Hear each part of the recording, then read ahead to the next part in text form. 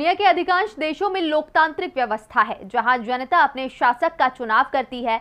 ये चुनाव निश्चित अवधि के बाद होते हैं। जनता के वोट से सत्ता बदल जाती है, लेकिन कई बार जनता के मत को खारिज करने की कोशिश भी की जाती है।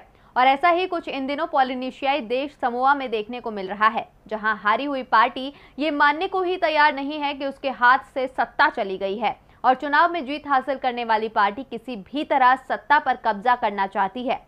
हालत यह है कि संसद में ताले डाले हुए हैं और शपथ ग्रहण समारोह तंबू में हो रहा है। देखिए रिपोर्ट। पॉलिनेशियाई देश समोआ में हाल ही में चुनाव हुए थे और जनता ने यहां 40 साल से शासन कर रही ह्यूमन राइट्स प्रोटेक्शन पार्टी को खारिज करके मताफा की फास्ट पार्टी को सत्ता सौंप दी है। जनता का फैसला भले ही परिवर्तन के लिए हो, लेकिन समोआ में सत्ता जाने से नाखुश वर्तमान पीएम ट्वेलाइपा सैलेले मेलेले गाओई ने पद छोड़ने से मना कर दिया है। हालात इतने खराब हो गए हैं कि देश की मुखिया चुनी गई नाओमी मताफा को संसद के बाहर एक तंबू में शपथ लेनी पड़ी। नाओमी मताफा समोआ की पहली महिला पीएम बनी है।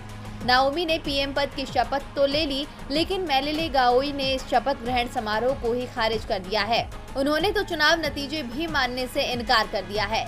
मेलेले गाओई ने नए चुनाव कराए जाने का ऐलान भी कर दिया था, लेकिन मतदान से 5 दिन पहले समोआ की सुप्रीम कोर्ट ने अप्रैल में हुए चुनावों को सही करार दिया और नाओमी को प्रधानमंत्री पद की शपथ दिलाने का आदेश जारी कर दिया।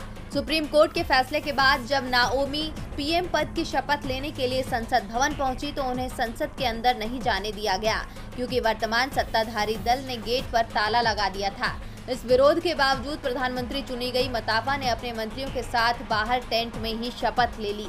51 सदस्यीय समोआ की संसद के लिए अप्रैल में हुए चुनाव में एचआरपीपी और फास्ट के बीच जबरदस्त मुकाबला देखने को मिला था। दोनों पार्टियों ने 25-25 सीटें जीत ली थी। एक सीट निर्दलीय उम्मीदवार को मिली और उसने फास्ट को अपना समर्थन दे दिया। एचआरपीपी ने सत्ता बचाने के लिए कानून का सहारा लिया और अदालत में कहा कि विरोधियों ने महिला सांसद कोटे का पालन ठीक तरह से नहीं किया है।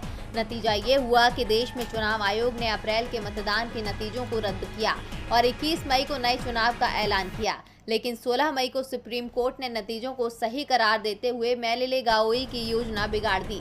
अब देखना है कि समोआ के सियासी खेल में किसकी सत्ता बरकरार रहेगी।